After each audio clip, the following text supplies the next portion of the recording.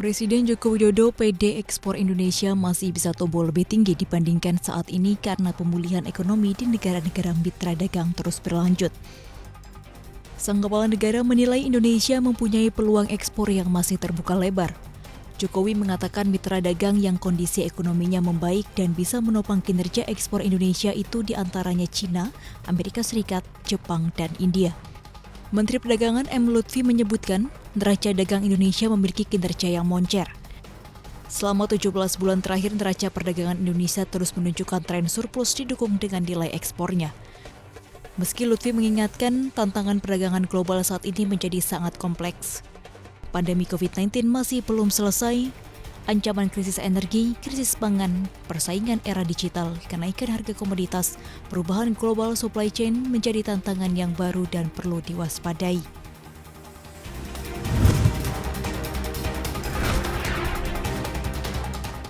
Pemerintah Indonesia tak akan menerima usulan baru proyek pembangkit listrik tenaga uap batubara.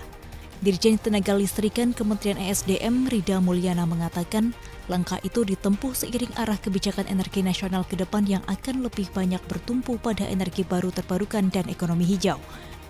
Dalam rencana usaha penyediaan tenaga listrik tahun 2021-2030 milik PLN, pembangunan PLTU yang saat ini berlangsung adalah proyek yang sebelumnya telah menandatangani kontrak program 35.000 MW dan telah masuk dalam tahap konstruksi. Dalam percepatan penambahan pembangkit sebesar 40,6 gigawatt selama 1 dekade ke depan, pemerintah akan membuka peran perusahaan listrik swasta untuk pengembangan pembangkit berbasis energi baru terbarukan.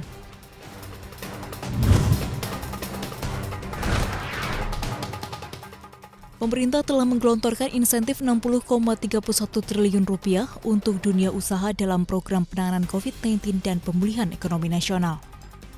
Menteri Keuangan Sri Mulyani menyebut, insentif ini diberikan demi menghadapi dampak negatif akibat pembatasan ketat yang dilaksanakan pemerintah demi menekan serangan varian Delta.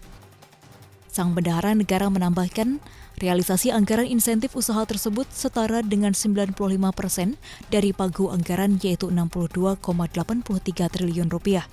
Insentif tersebut digunakan dalam bentuk pemberian insentif pajak penghasilan ditanggung pemerintah kepada 81.890 pemberi kerja. Kemudian PPh final UMKM untuk 124.209 UMKM dan pembebasan PPh 22 impor untuk 9.490 wajib pajak.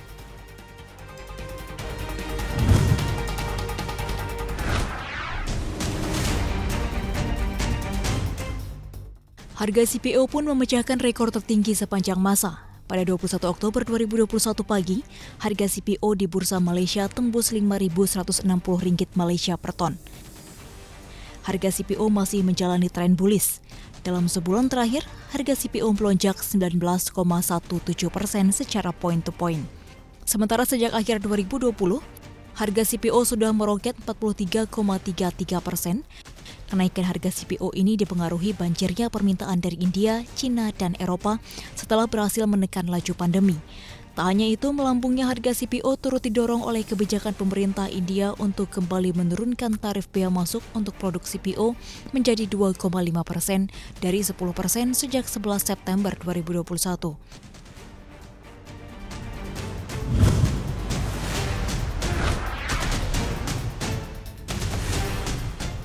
Perang dagang antara Australia dan China memasuki babak baru. Kali ini Canberra menyebut bahwa Beijing telah merusak tatanan perdagangan internasional yang telah disepakati Organisasi Perdagangan Dunia atau WTO.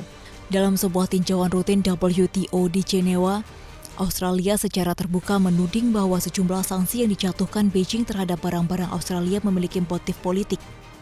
Negeri kanguru itu juga menilai China merusak aturan perdagangan yang disepakati anggota WTO. Sebelumnya, perang dagang di antara Canberra dan Beijing terjadi sejak desakan Australia agar masyarakat global menginvestigasi asal-muasal COVID-19 yang muncul di Wuhan, China. Desakan Australia membuat Xi Jinping berang dan mulai menjatuhkan tarif untuk produk-produk seperti selai, anggur, daging sapi, kapas, dan batu bara asal Australia.